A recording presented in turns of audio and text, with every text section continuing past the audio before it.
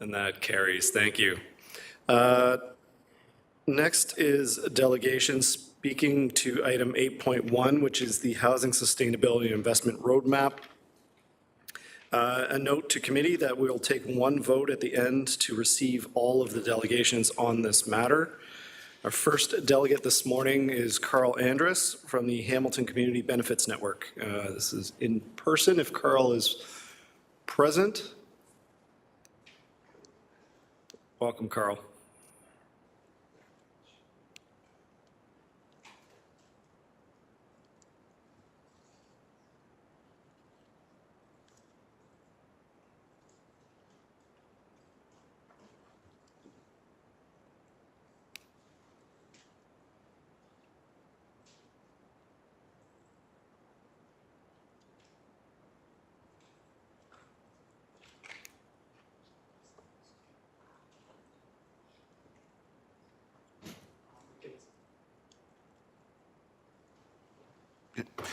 With the indulgence of the chair in this committee, my presentation may be closer to 8 minutes. So I would like, if possible, for this committee to give me just a touch extra time to speak. So I'm seeing enthusiasm for an extension to extend your time by an additional 5 minutes. Moved by Councillor Jackson, seconded by Councillor Tattison. We'll just take that vote now before you begin. All in favor or opposed?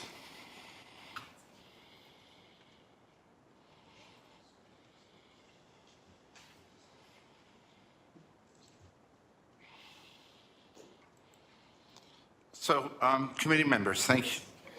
Sorry, yes. You're approved. You have up to 10 minutes, Karl. Please go ahead. Thank you very much. So thank you very much, committee members, chair, for hearing our delegation today. And before I get into some of the items that I wish to address, the first thing that I wanted to talk a little bit about is what the City of Hamilton has been doing well. And your Housing Sustainability and Investment Roadmap is one of those incredible investments that this council and the previous term of council has made in, I think, helping transform the affordable housing space. So I just wanted to acknowledge, because some of my presentation is going to get into some of the challenges that we're facing as a city, but I wanted to take a moment to acknowledge some of the good work that this committee, through the chair, has done, and that the previous term of council has done. So one of those things, of course, is the Housing Sustainability and Investment Roadmap, which staff will be speaking to today. Another one of those is the Renovation Licensing and Relocation Bylaw, which is very unique in Ontario. In some ways is very unique across the entire country in the protections that it provides tenants. So I think those are things that you should all be applauding as excellent work that you're doing in the housing space to really improve some of the challenges where you can with the municipal levers available to you. That being said, I wanted to talk a little bit about the Hamilton LRT and the demographics. I know we just heard from Andrea Niven about a particular plan that I was very happy to participate in.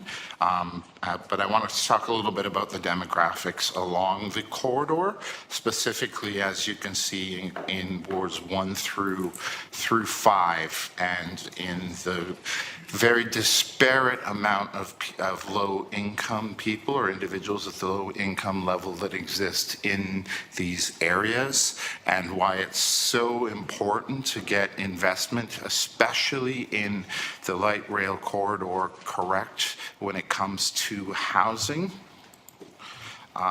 We're also seeing, and although, like I said, you have done some excellent work in addressing this particular issue, we're also seeing a lot of proportion of renters receiving L2, N13s, N14 addiction and other renovation notices across the LRT corridor, specifically concentrated in, again, that L8L, L8H, L8M areas. So parts of the mountain and the lower city wards. So we wanted to, I just wanted to kind of point out that there is still a lot of work to be done and still a lot of challenges that are facing this city along that corridor. I also wanted to talk about some of the demographic information along that corridor. The Hamilton LRT corridor contains, as you can see, above average folks of Indigenous ancestry, above average compared to the city. You'll notice, for example, that 49% of the entire visible minority population in the city of Hamilton lives just in the LRT corridor, despite, again, only making up, 5 wards. And this is some other demographic information that, of course, has been previously shared with the LRT subcommittee and staff in other reports. But I really wanted to highlight the importance of overall of the types of groups that we're dealing with and the disproportionate amount of folks who are traditionally historically disadvantaged who exist in these corridors.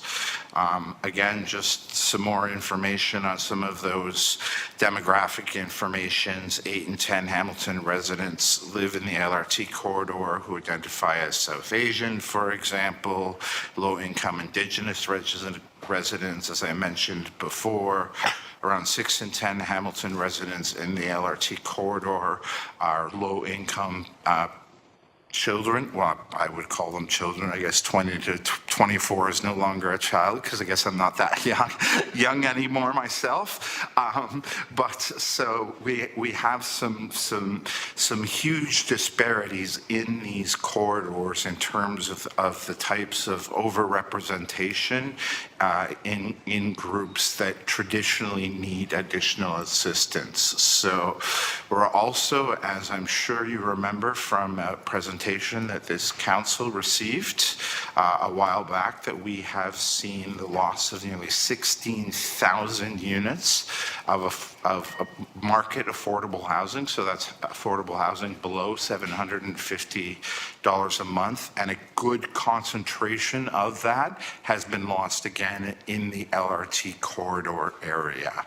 So again, it's very much concentrated in these same areas where we have priority neighborhoods, where we have equity-seeking groups. So I really wanted to just kind of, although you've seen this information before, I really wanted to kind of remind council of the deep challenges that are facing this particular corridor.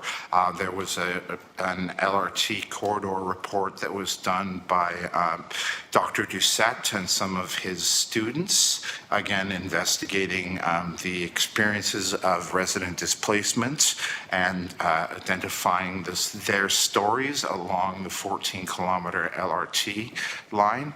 That is very much worthy of review of both staff and this council.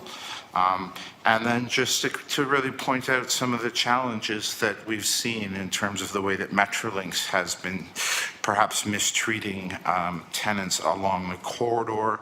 We have tenant advocates who for many years have said that they have presented a different story to this committee than has been perhaps presented by Metrolinx itself, in terms of tenant displacement, in terms of having their retail sales groups perhaps buying or paying an extra value for empty buildings. And then I really wanted to kind of personalize that with Sharon Miller's story, for example, who was one of those tenants who chose to fight in her Metrolinx owned building for years. And she was featured in many articles around her displacement, and was finally found new housing that was acceptable to her only months before her death, which was a very sad tale to just kind of personalize the types of struggles that are going on in the LRT corridor. And then, of course, I would be remiss to not point out that we've had issues like the Hamilton LRT demolition halted to save chimney swifts, but perhaps not tenants themselves. And this is another major concern along the corridor with the land acquisition for this project. We have done several studies, and I really wanted to kind of point out this, especially these studies that we've submitted to the LRT subcommittee and to staff. But back in August of 2021, your own transportation office prepared a report for you on some of the challenges that were coming to the LRT corridor and to perhaps tenant displacement, and some strategies to potentially mitigate those issues. We have, of course, have done our own community engagement work along that. We worked with the SPRC to produce that report, which I showed you some of the demographic information on. We worked, of course, with McMaster University to look at a climate justice lens along the corridor and how that might be better applied in order to help decision makers around this table make an informed decision on how we can build this system right and better than that has been done in other cities.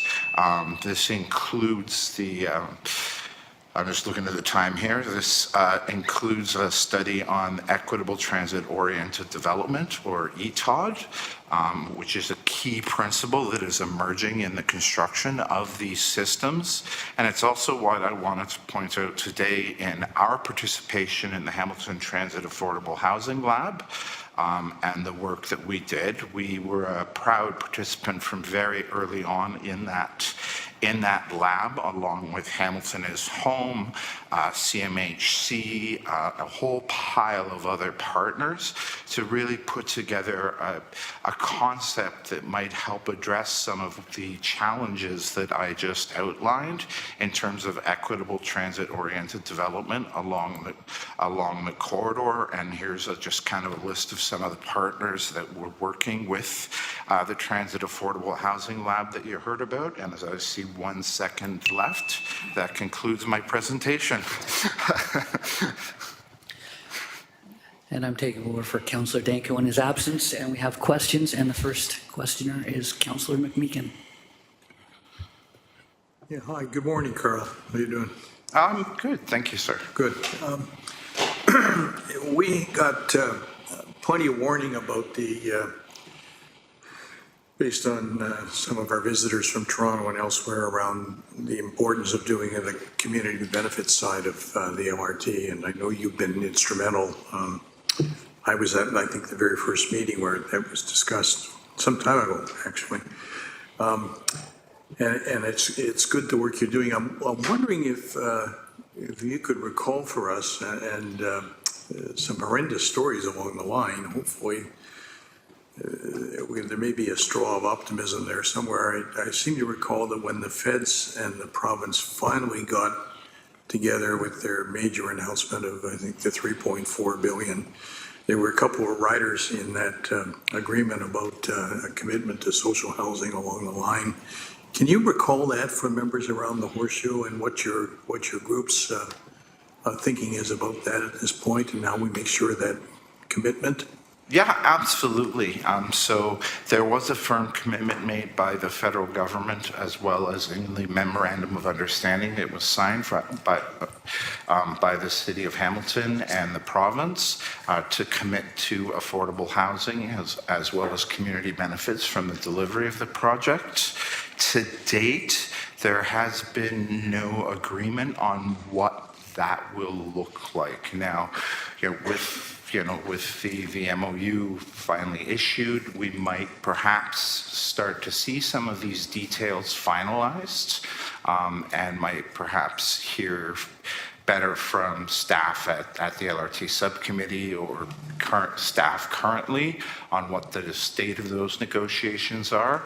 But as an organization who's been working on the community benefits and affordable housing file, to date, there have been no firm commitments made in writing by anyone on exactly what's going to be delivered from those promises. Through you, Chair, that's concerning to me, and I suspect to you. We are going to need whatever advice, good advice your group can give us as to some of the dynamics, some of the queries, some of the parameters of the questions we're going to need to ask around transitioning that initial MOU to something that is lasting and of direct community benefit. I'm assuming that your group is intent on helping us to do that together. That is certainly our intention, and it has been our experience of other community groups in other cities who have dealt with these similar questions/challenges, that the most important thing is to get things in writing, to get them codified, to get clear language that supports what all parties are going to do and how they plan to deliver on those. For example, the promise of employment opportunities through the delivery of the LRT. What does that look like? So getting that information, what does the delivery of affordable housing, what is the questions around Metrolinx's owned land along the corridor, but also in addition to that, I just also like to say, what is it that you can do as city councillors, whether it's through your own land procurement, whether it's through, and I have a bit of a bias here because I sit on the City Housing Hamilton Board of Directors, but what can be done through, organizations like City Housing Hamilton or the rest of the Hamilton is Home Coalition in terms of maximizing the amount of transit delivery along that corridor. Through you, Chair, to Karl, your constant clarity has been a blessing. Keep up the good work. Thanks. Thank you, Councillor. Next on our speakers list is Councillor Jackson. Thanks, Deputy Mayor Danko. Karl, good to see you when an Andrus speaks. I always listen very carefully, even back from your wonderful mother's time here. So because your presentation was literally about the LRT, I would never have asked this question otherwise, but I need to ask it because, and as you know, I was never a fan of it. So the LRT, to all the readings I did, was about economic uplift for the downtown, primarily from east to west, and of course upgrades to infrastructure. That was a side benefit. You had sounded the alarm from the get-go about the loss of thousands of subsidized rental units. So I'm trying to understand, on the one hand, I know you've been a supporter of the LRT. On the other hand, you have sounded the alarm bells of loss of very important and displaced rental subsidized units. I'm trying to reconcile the two positions. And if you can help me from your standpoint, because I know you've been a supporter of both positions, I'm trying to understand where we're at and the dilemma that currently we seem to be facing. That's my only question through you, Deputy Mayor Danko, please.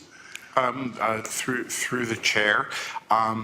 So we've seen 16,000 new market units created that are going to see substantial property value uplift and increased property revenue for the city of Hamilton over the next 5 to 10 years, which it is my hope will provide you with more revenue tools to address some of the challenges that are facing our city. I think that what has concerned me most, and why I tried to outline at the beginning about the housing sustainability and investment roadmap, but also the tenant protection and anti-renovation licensing bylaw, is that there has been efforts by this council and by previous councils to address some of those issues. I think that what's incumbent on all of us, but as a city, to do is to continue to make those investments in affordable housing, especially along the corridor where they're needed the most and where we're seeing the most displacements. But it has certainly done what it was advertised to do, which has been an economic driver of construction along the corridor. It's created, I'm quite sure, thousands of jobs. And as I said, approximately 16,000 new units in the lower city. Staff could get you a better number on exactly what that number looks like, because I didn't prepare to have that number in front of me. And then we're seeing parking lots that previously had no or little tax value being turned into well-assessed properties that are producing property value. So I still see that benefit. I also see it in the work that the HSR is now doing in terms of creating a spine of transit that will interconnect the city using the LRT as part of a new Blast Plus E, or whatever staff decides to finally name it when they come up with a name for it. That's going to see an interconnectivity of rapid transit lines across the city. That's also going to help mobility and job creation. Like I said, our challenge has been we needed to be doing some of this work 10 years ago, and we just weren't. So Karl, just a quick supplementary, sorry Deputy Mayor Danko, just a quick supplementary then. What I'm hearing is what Metrolinx has displaced in terms of very affordable subsidized rental units, you're looking to this body to do its best to replace. Is that kind of like the essence of what I'm hearing, Deputy Mayor Danko? Through you to Karl. So Metrolinx itself, depending on whose number you pick, whether it's Metrolinx or whether it's activists, has probably not displaced more than 200 people, 100, 150 families at most through their own property procurement process, where the knockdown effect that I don't think any of us really fully understood was going to happen was the gold rush of money that was going to pour into areas across the lower city to rebuild buildings that perhaps were capital sinks or had not seen investment in quite some time. And I think that was a knockdown effect that we could have done more as a city to protect against. But like I said, this is the first of 6 rapid transit lines our city is planning on building over the next 30 years.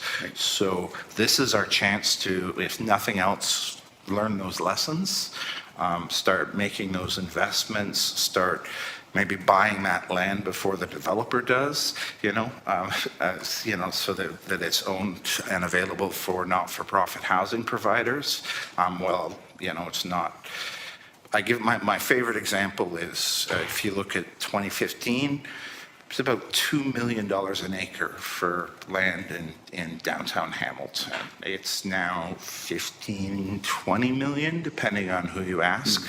That was so that sort of priced out those affordable housing providers to be able to build in the space in these emerging communities. So that was another area where we could have gotten ahead of it.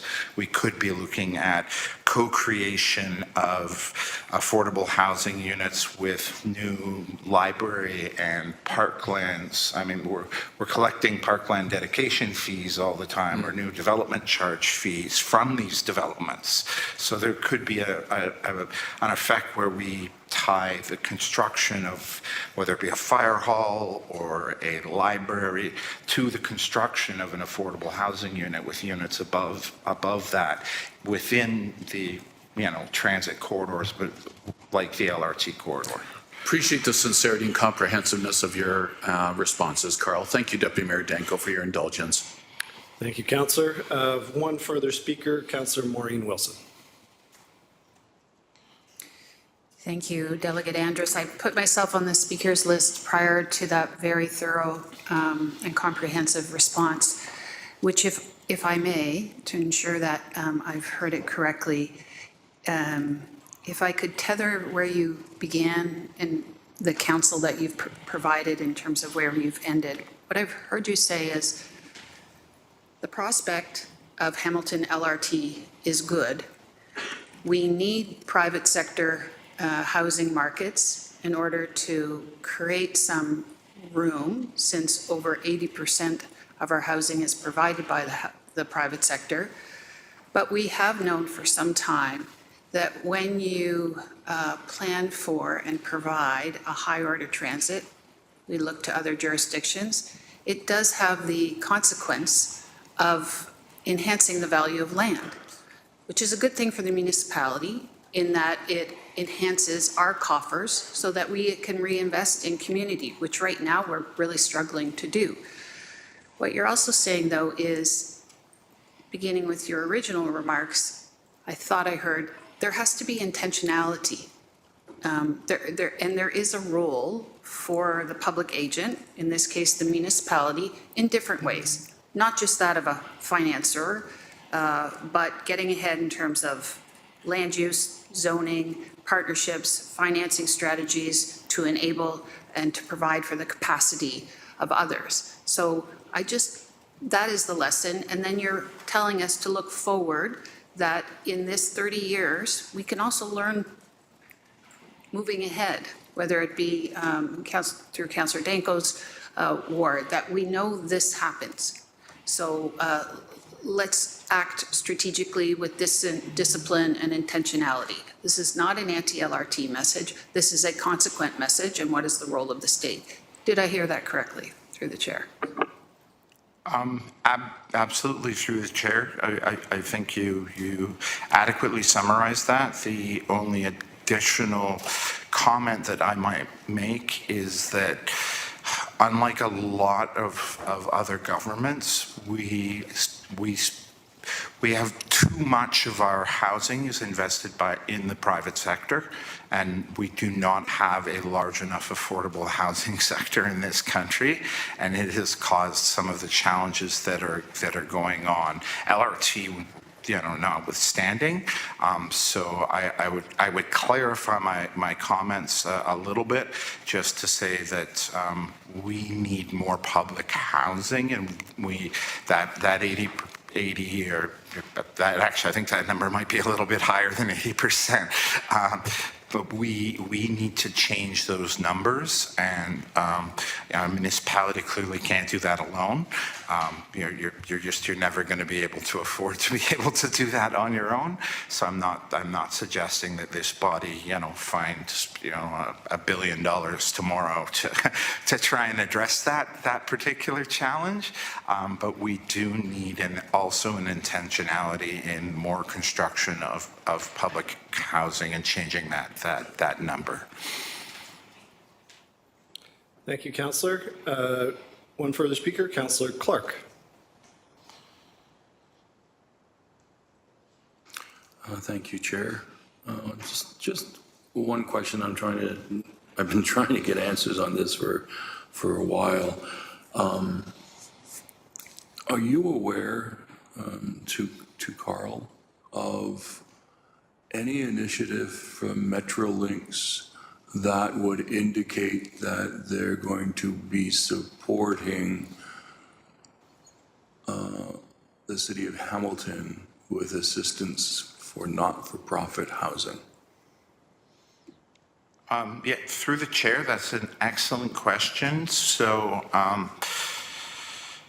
there are still negotiations going on between the federal government and the province on the flowing of the funding agreement between those levels of government. And one of the points of contention between the two of them is the construction of affordable housing in whatever fashion that is, the delivery of surplus land, perhaps maybe a $5.8 million investment like was earmarked in the previous iteration of the LRT project by the previous government.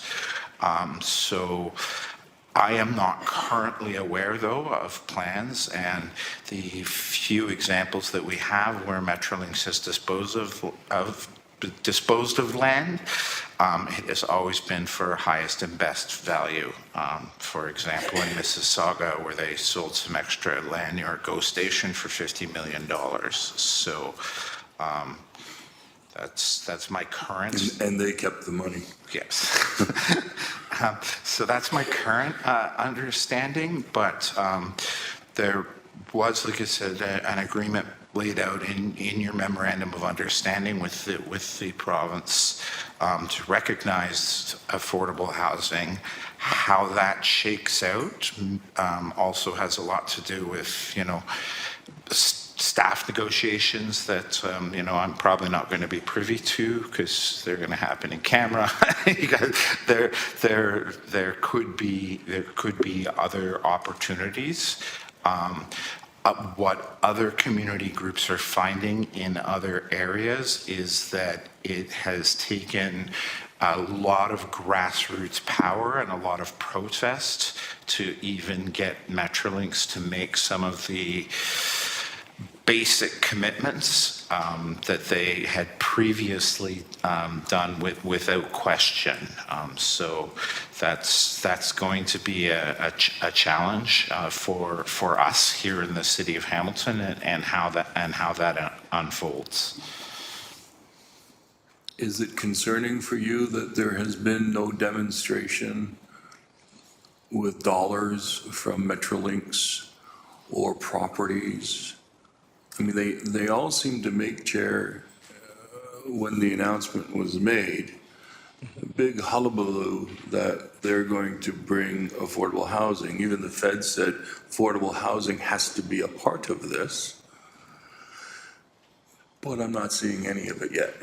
And it's a concern for me because we have already started the contracts with Metrolinx for different construction projects along the line, but we're still not seeing anything. And I fear, as you said, Karl, that, in other jurisdictions in Ontario, they went with the highest and best use when disposing of land, which is the mandate that they have received from the province, but the province is saying, oh no, we're going to be there for you. So just be aware of that. We have to continue that pressure because I'm not convinced that Metrolinx will step up to the plate. Thank you very much for all the work that you're doing to help the city. And just quickly through the chair, if I can make one last comment on that subject.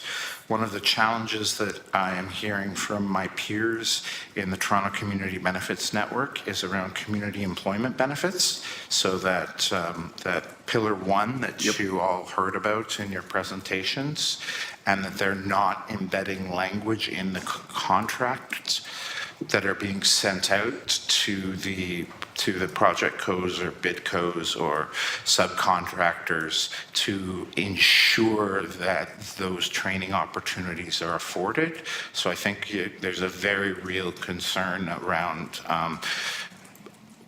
where Metrolinx is going to stand, and like I said, what other opportunities we as a city of Hamilton might have through community foundations, through opportunities like the Transit Affordable Housing Lab or our own Housing Sustainability and Investment Roadmap to make those investments in housing ourselves. So, Thank you. Thank you very much. Thank you, Chair. Thank you. Seeing no further speakers, so thank you for your delegation,